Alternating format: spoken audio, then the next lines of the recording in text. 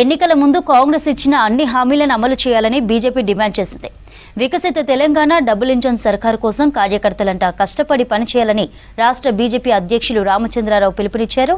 జూబ్లీహిల్స్ శ్రీకృష్ణ నగర్లో రోడ్లపై మురుగునీరు పారుతుండడంపై కిషన్ రెడ్డి ఆగ్రహం వ్యక్తం చేశారు. వెంటనే జీహెచ్ఎంసీ కమిషనర్కు ఫోన్ చేసి సమస్యను పరిష్కరించాలని ఆదేశించారు.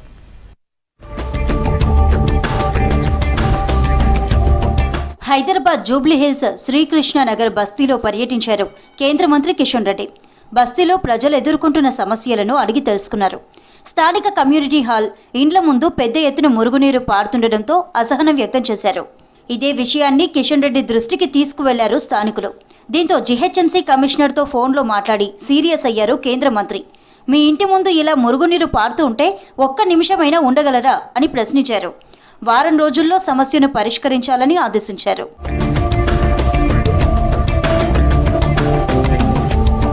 ఎలక్షన్ టైంలోనే పార్టీలని, అభివృద్ధి కార్యక్రమాల్లో మాత్రం అందరం ఒక్కటై పనిచేస్తామన్నారు కేంద్ర సహాయ మంత్రి బండి సంజయ్. కరీంనగర్ జిల్లా హుజూరాబాద్ నియోజకవర్గంలో పర్యటించారు సంజయ్. వీణవంక, జమ్మికుంట మండలాల్లో ఉపాధి హామీ కింద నిర్మించిన సీసీ రోడ్లను ప్రారంభించారు.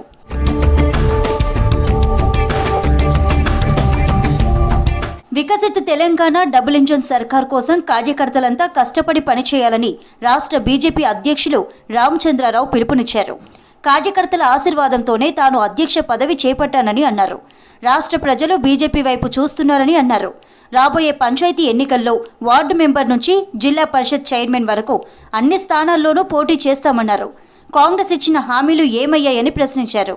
ఈసారి ప్రజల ఆలోచన కూడా భారతీయ జనతా పార్టీని గెలిపించాలి, అధికారంలో తీసుకురావాలి అనేటువంటి ఆలోచనతో ఉన్నారు. నేను ముఖ్యమంత్రి రేవంత్ రెడ్డి గారిని ఈ యొక్క రోజు ఉత్తరం రాశాను.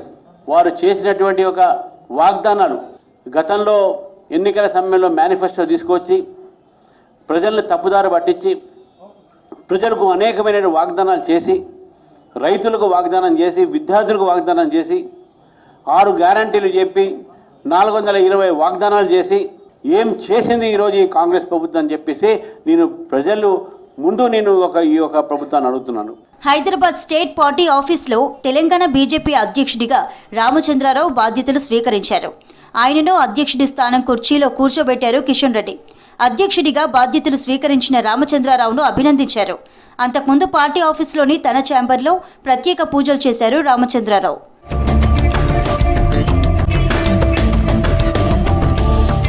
ఉదయం చార్మినార్ భాగ్యలక్ష్మి అమ్మవారిని దర్శించుకున్నారు రామచంద్రారావు. బీజేపీ తనకు గొప్ప అవకాశాన్ని ఇచ్చిందన్నారు.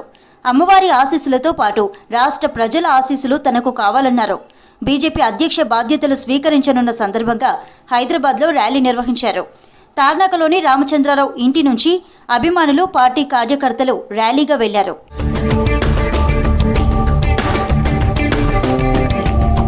బీజేఎల్పీ నేత ఏలేటి మహేశ్వర్ రెడ్డికి సిట్ నోటీసులు జారీ చేసింది. ఫోన్ ట్యాపింగ్ కేసులో సాక్షిగా వాంగ్మూలం ఇచ్చేందుకు రావాలని కోరింది. 9 లేదా 10న జూబ్లీహిల్స్ పోలీస్ స్టేషన్లోని సిట్ కార్యాలయంలో హాజరు కానున్నారు ఏలేటి.